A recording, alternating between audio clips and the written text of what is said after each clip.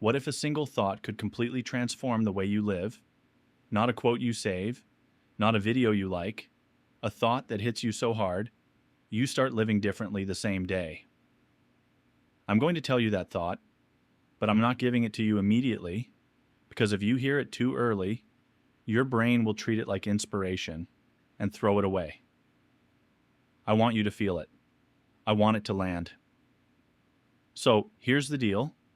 Stay with me until the end, because I'll share the one sentence that changed the way I see time, stress, money, relationships, everything. And I'll tell you a short story about a guy who thought he needed a new life, but what he actually needed was a new moment. Let's start with the uncomfortable truth. Most people are not living their life. They're living their mind. They wake up and immediately time travel. They go to the future. What if I fail? What if money runs out? What if they don't like me? Or they go to the past. I should have done better. I shouldn't have said that. Why am I like this? And the tragedy is, the body is here, but the person is not. That's why you can be in a room with people who love you and still feel lonely. That's why you can finally get what you wanted and still feel empty. That's why you can have a good life and still feel like you're always behind. Because you're not present for it. Now here comes the first mini turn. Most people think the problem is that life is hard. It is. But the real problem is this. We waste the best parts of life by being absent during them. We consume moments like fast food. We chew, swallow, move on. We don't taste anything. And that's why time feels like it's speeding up. Because when you're not present, you don't actually record your life. I'm going to prove it with one question. Have you ever driven somewhere, and then you suddenly realize you don't remember the last 5 minutes? You were awake, you were moving, but you weren't there. That is how most people live their entire life. Now let me tell you about a man named Daniel. Daniel wasn't lazy. He wasn't stupid. He was responsible. He worked, he tried, but he was always somewhere else. If he was at work, he was worrying about his future. If he was at home, he was thinking about work. And if he was with friends, he was comparing himself to someone else. If he was resting, he felt guilty. And because of that, he was never actually resting. He was never actually living. Daniel had a habit. Maybe you have it too. He would say, after this week, I'll breathe. After I fix this, I'll be happy. After I make more money, I'll finally live. And every time he reached the after, a new after appeared. Because if you don't learn how to live right now, you will not magically learn it later. One Friday night, Daniel did what he always did. He got home, threw his bag down, sat on the couch, opened his phone, and started scrolling. 1 hour passed, then 2. You know that feeling. The one where you're not even entertained. You're just numbing. He looked at the clock. It was late, and he suddenly felt this sharp, bitter sadness. Not dramatic sadness, quiet sadness, the kind that whispers, "This is your life. This is how you spend it." He put his phone down and sat there in silence. And for the first time in years, he noticed something simple. His apartment was quiet. His body was tired. His mind was loud. And then something happened that changed everything. He heard a sound from the hallway. A neighbor laughing, a door closing, footsteps fading, and it hit him.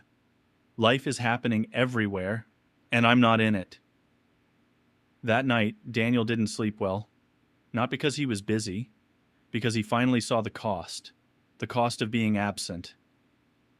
Now here's tool number 1. If you use only this tool, your life will start changing immediately. I call it the return practice. Whenever you notice your mind running, future, past, anxiety, regret, do this. Before we go further, I want you to notice something. If you're still here, it means this topic is touching a nerve, because deep down you already know the truth. It's not that your life is empty, it's that your attention is being stolen. And the worst part is, it usually happens with your permission. So in part 2, I'm going to take this to the next level, because being present is not just about feeling peaceful. It's about ending the chase for approval, The chase for money that never feels like enough, the chase for goals you didn't even choose, the chase that makes people wake up at 40, 50, 60 and realize they were running, but they don't know where they were going. And I'm going to tell you another story. Different hero, different pain, same lesson. Because if you want this to change your life, you need to see how it shows up in real decisions. Her name is Maya. Maya looked successful from the outside. She was the type of person people admired. She was productive, organized, always moving, always achieving, always improving. She had goals, planners, routines, books, podcasts, notes. She knew all the right ideas. She could even teach motivation. But her face had a tired look that didn't match her achievements. Because Maya was chasing a life, not living a life. And here's the first mini turn of part 2. Some people don't escape through laziness. They escape through achievement. They stay busy so they don't have to feel. They stay productive so they don't have to be present. They keep improving so they never have to sit still long enough to ask, is this even my life? Maya's days were full, but her soul was empty. She would wake up, check her phone, check messages, check the news, check her calendar, check her to-do list, and immediately feel behind. Not because she was behind, but because her mind was trained to feel behind. Then she would push harder, do more, and at night she would collapse, not satisfied, just exhausted. And when she did slow down, her mind would punish her with guilt. She would sit on the couch and think, I should be doing something. That guilt is a leash. It keeps people running. One weekend, Maya planned a rest day, and I want you to hear how insane this is. She literally scheduled rest. She made a list for rest. Morning walk, healthy breakfast, journaling, cleaning, reading. Even her rest was a performance. Even her peace had a checklist. Then, that day, something happened. Her phone rang. It was a friend she hadn't seen in months. The friend said, "Hey, I'm in your area. Want to meet for coffee?" Maya looked at her schedule and said, "I can't today." She hung up. And the moment she hung up, she felt something sharp. Not sadness, not guilt. Something worse. Regret. Because she realized she just chose a list over a human. And that is when her whole identity cracked. She stared at her planner and thought, I'm doing everything right. So, why does it feel wrong? That question is the beginning of freedom. Because it exposes the real problem. Maya wasn't living by her values. She was living by her fear. Fear of falling behind. Fear of being average. Fear of being judged. Fear of wasting time. And ironically, that fear was the reason she was wasting her life. So Maya did something unusual. She didn't search for another motivational video. She didn't buy another course. She didn't set another goal. She sat down and asked a dangerous question. Who taught me what matters? And she realized most of her goals were not her goals. They were borrowed from social media, borrowed from family expectations, borrowed from the culture of hustle, borrowed from comparing herself to strangers. Mini turn, if you don't choose your goals consciously, you will chase other people's dreams and call it ambition. Now, here's tool number 1 for part 2. This one changes everything if you actually do it. I call it the goal filter. Take any goal you have right now, money, body, business, relationship, lifestyle, and ask these 4 questions. Let me ask you something that sounds simple, but it's not. When was the last time you experienced one moment fully without trying to improve it, record it, explain it, or escape it? Because here's the uncomfortable truth. Many people don't lose their life to tragedy. They lose it to later. They lose it to after. They lose it to when I finally, and I want you to stay until the end of this part because I'm going to give you the final switch that turns presence into power. Not peace for 5 minutes. Real power.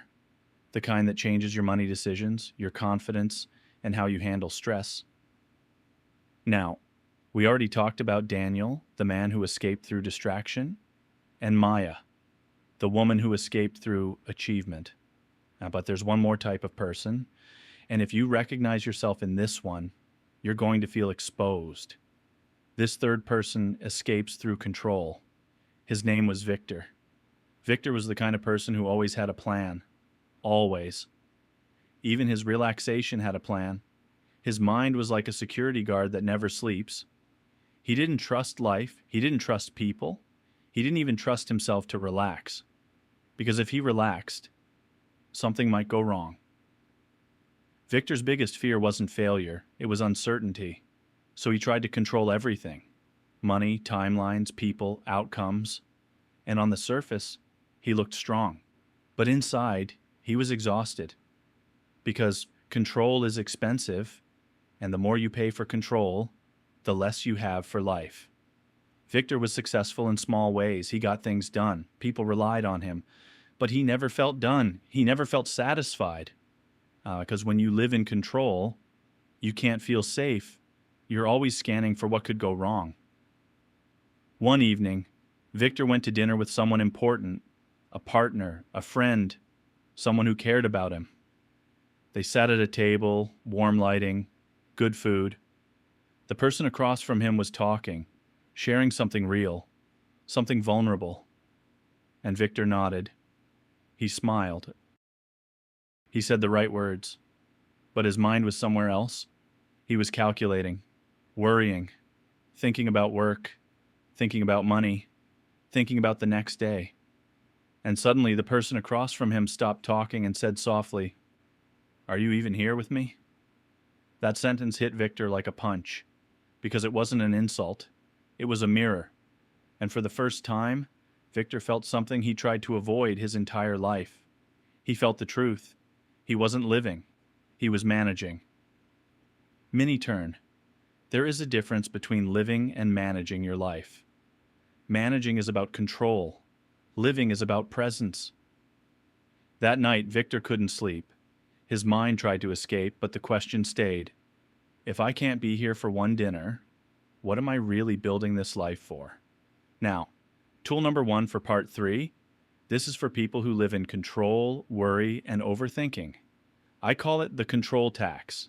Every time you feel the urge to control something, someone's opinion, an outcome, a timeline, ask this: what is this control costing me right now? Is it costing peace? Is it costing connection? Is it costing sleep? Is it costing creativity? Is it costing joy? Because control feels like safety, but often it's just fear trying to look responsible. Victor started noticing the tax. He realized he paid the tax every day. He paid it with his attention. He paid it with his relationships. He paid it with his body. And he realized something frightening. You can't control life and fully live life at the same time. So he trained tool number 2, the uncertainty rep. This is the same concept as a gym. You don't become strong by avoiding weight. You become strong by lifting it. Victor chose one small uncertainty per day and practiced not controlling it. He sent a message and didn't check for a reply 20 times. He posted something and didn't refresh for reactions. He left a small task imperfect.